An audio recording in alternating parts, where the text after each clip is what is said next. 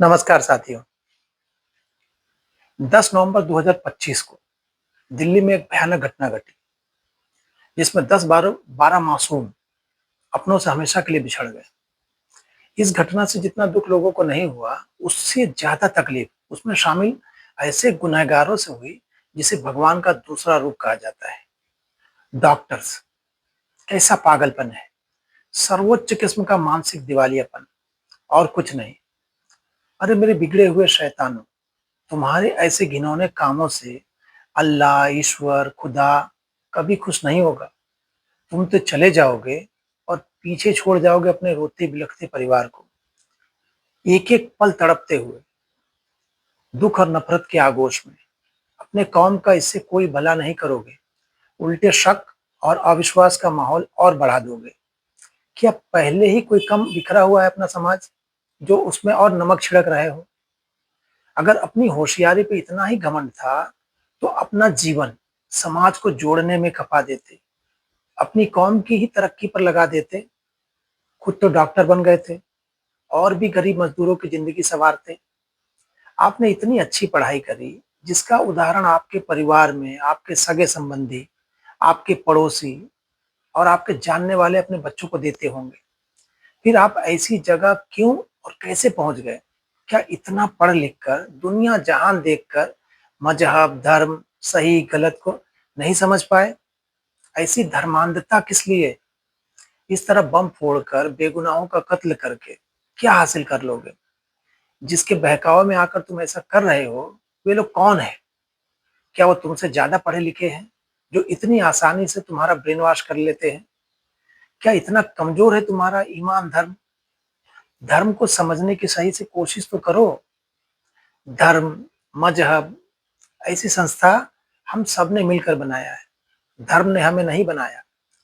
जीव विज्ञान को धर्म का काला चश्मा, कट्टरपंथी वाला चश्मा उतार कर अच्छे से तो पढ़ो।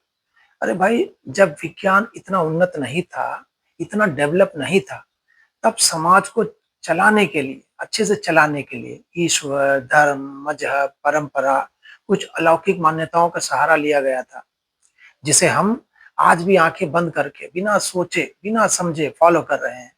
लेकिन आज विज्ञान और तर्क ने उसकी जगह ले लिया है, जिसने हमें चांद पर पहुंचा दिया है।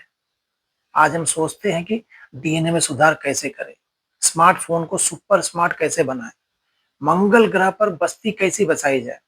ऐसे एआई, आर्टिफिशियल इंटेलिजेंस के जमाने में आप लोग वही कुएं के मेंढक बनकर जीना चाहते हैं। प्लीज बाहर निकलिए इस बदबूदार कुएं से, सही से देखिए दुनिया को। हम सब एक जैसे ही दिखेंगे, एक जैसे पैदा होते हैं, एक जैसे ही मरते हैं। चाहे मोहम्मद साहब हो, गौतम बुद्ध हो, महावीर स्वामी हो, जीसस क्राइस्ट हो, कबीर हो, तुलसी हो, गुरु नानक देव हो, सिकंदर हो, सम्राट अशोक हो, या कोई भी हो, सब इंसान की तरह पैदा हुए और इंसान की तरह ही मरे भी। बस इन्हें केवल अलग अलग ज्ञान की प्राप्ति हुई। वह समय, वह समाज अलग था। उस समय आज की तरह पूरी दुनिया एक नहीं हुई थी, जुड़ी हुई इतनी नहीं थी। विज्ञान का ऐसा ज्ञान उस समय लोगों को नहीं था। इसलिए उस वक़्त उन्हें जैसा समझ आया, वैसा उन्होंने अपने भौगोलिक और सामाजिक परिस्थिति को देखते और समझते हुए नियम कानून बनाए, मान्यताएँ बनाई।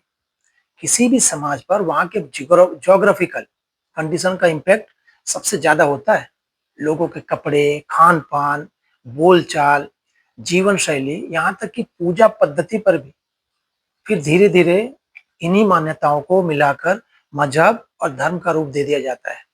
समय-समय पर इन मान्यताओं में बदलाव भी होते रहे, क्योंकि कुछ भी पूर्ण नहीं होता। सर्वमान्य और संतुलित बदलाव पहले भी हुए हैं, आज भी हो रहे हैं और आगे भी होते रहेंगे।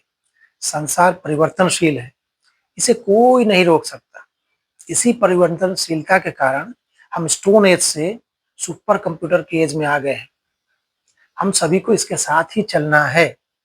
कोई कुछ भी कर ले, यह रुकने वाला नहीं है। रुकने पे अपना ही नुकसान है। इसलिए विकास को चुनो, विनाश को नहीं। कोई स्वर्ग, नर्क, जन्नत, जहन्नुम नहीं होता। ये सब नहीं होता है। ये अंधविश्वास है। सभी कर्मों का फल यहीं भोगना पड़ता है। धर्म में अंधे बनना न तुम्हारे लिए अच्छा है, न तुम्हारे परिवार के लिए और न ही समाज के लिए। यकीन मानो, आने वाला समय पूरी तरह विज्ञान और तर्क का ही होगा। मानव जीवन का कोई हिस्सा इससे अछूता नहीं होगा। हो सकता है 100 साल बाद धर्म, मजहब, रिलीजन जैसी संस्था रहेगी ही नहीं, केवल इंसानियत बचेगा। वो भी तब जब हम सब मिलकर रहेंगे, एक साथ मिलकर रहेंगे तब बचेगा। इसीलिए अपने बच्चों को वैज्ञानिक सोच वाला बनाओ। इसी से समाज का, संसार का भला है। नमस्ते।